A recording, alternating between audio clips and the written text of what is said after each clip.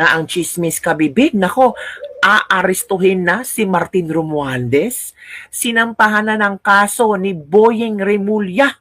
Naku po, after nang naglabas ng video si Martin Romualdez na kung saan sabi niya huwag niyo akong gawing scapegoat sa mga pagnanakaw niyo, tapos ni-mention niya si Zaldico at si Chis Escudero. Pero naguguluhan ako nung Senate President pa si Chis Escudero sa Senado, ang sabi niya si Zaldico at Martin.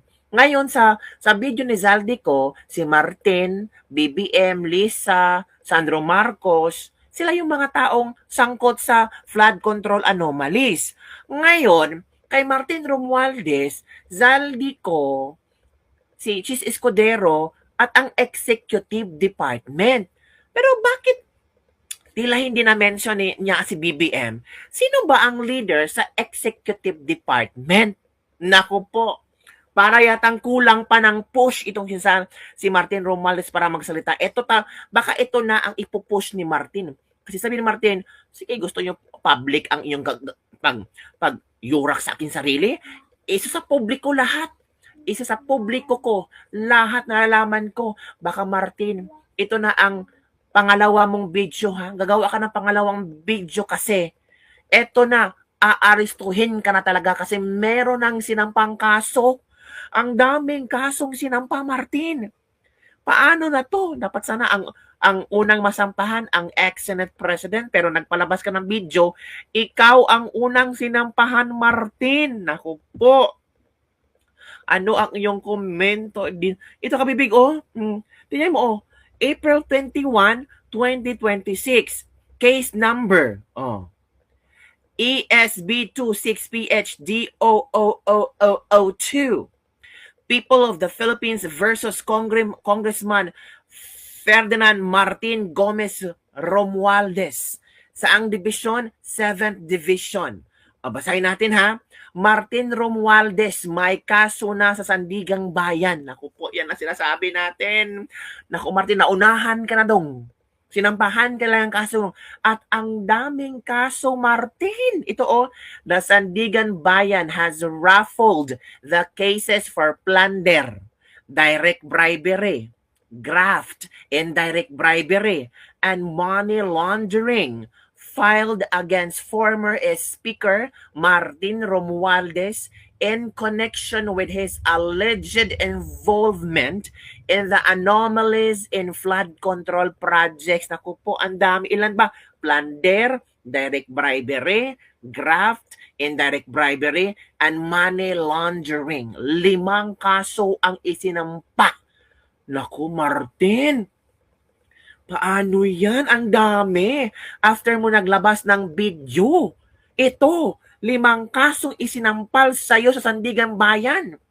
The cases have been raffled to the Sandigan Bayan 7th Division. The Office of the Ombudsman also requested a verified ex parte application for the issuance of a precautionary hold departure order to block Romualdez attempt to leave the country. Yan na, Martin. At alam mo ba, Martin, nakalabas na ang naku, paano ang sakit na may nagkawawa naman si Martin. Naawa-awa ka. Ako, hindi ako naawa kay Martin. Oy, bakit ako maawa-awa ni Martin? Naku, sabi ng mga ilang yan, problema na yan ni Martin. Di ba? Ito, hiniling ng Office of the Ombudsman sa Anti-Money Laundering Council na ma-freeze ang mga assets ni dating House Speaker Martin Romualdez. Ako, i-freeze na ang mga bangko, ang mga assets, ang mga lupain, kayamanan ni Martin Romualdez. Yan ang request ng Office of the Ombudsman. Sino ba ang ombudsman natin? Boyeng Remulla. At akala nyo ba matatakot si Boyeng Remulla? Sino ba ang I'm sure may nagkumpas yan kay Boyeng May nagkumpas kay Boyeng, ito nang gawin mo, ilaglag mo na si Martin.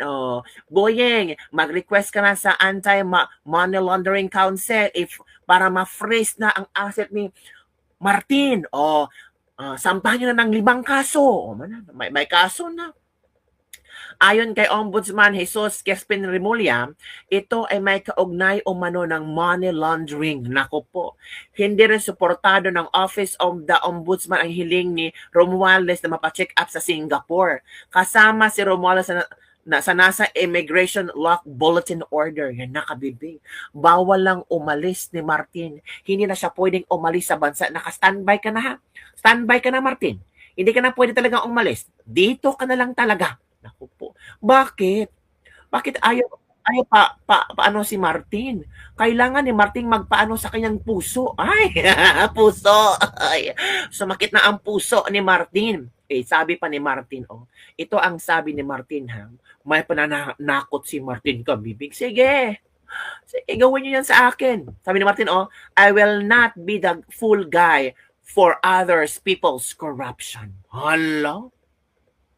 Naku po, paano yan? Hindi ako pwedeng ako lang. Ako yung magiging fall guy nyo sa mga ginawa yung corruption. Ako lang? Damay-damay na to. Ala ka, Martin. Damay-damay talaga kasi si Martin kakasuhan talaga kabibig. Di ba? In other words, yan na sinasabi natin. Ito, I have been in public life long enough. I have seen enough. I have heard enough. I know many things about this current administration and past administrations as well. Hala, alam ni Martin lahat, mga kabibig. How can I be? Pakinggan natin ha, si Martin. Martin. How can I be the mastermind? I was the former Speaker of the House of Representatives, but the House of Representatives is only one part of the branch of government, the legislature. The national budget is not conceived, executed, implemented, bidded out, supervised, and completed by one congressman or even by Congress alone, and certainly not by the Speaker of the House. I want to make this simple and clear. The national budget does not depend on just one person. The budget does not begin in the House. It begins in the executive. The agencies and departments prepare their proposals. The executive consolidates them into the National Expenditure Program, and that program is then submitted to Congress. From there, the House deliberates, but the House is not one person, and it is certainly not the Speaker alone. It is a collegial body made up of hundreds of members, multiple committees, vice chairs, and institutional processes. In fact, there are around 85 committees, each with its own jurisdiction, leadership, and members.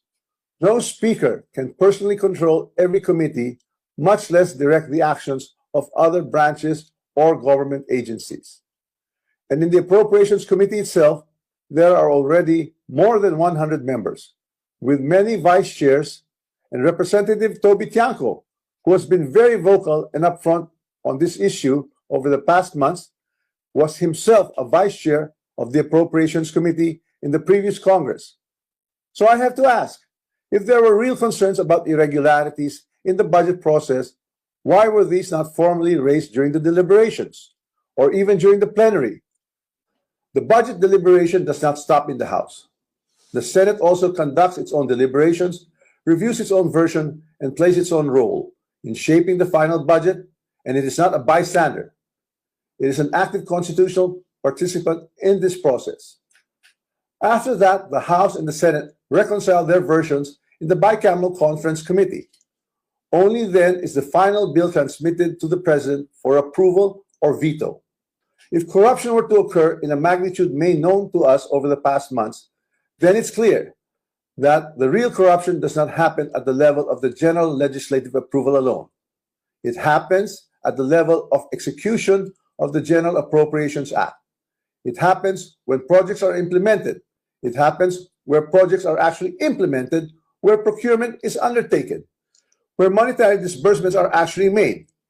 And it happens when substandard projects are passed off as legitimate or when ghost projects are made to appear real. That is why command responsibility is far more logically relevant in the executive branch, where ni Martin executive branch. Sino ba ang leader sa executive branch? Comment down below. There is actually supervision, operational control, and implementation on the ground, then in the collegial legislative body where constitutional role is deliberation and appropriation. Congress does not build flood control projects. Congress does not conduct procurement. Congress does not inspect whether a project was actually completed. Congress does not certify whether the work done was substandard or not. Hala, yun ka.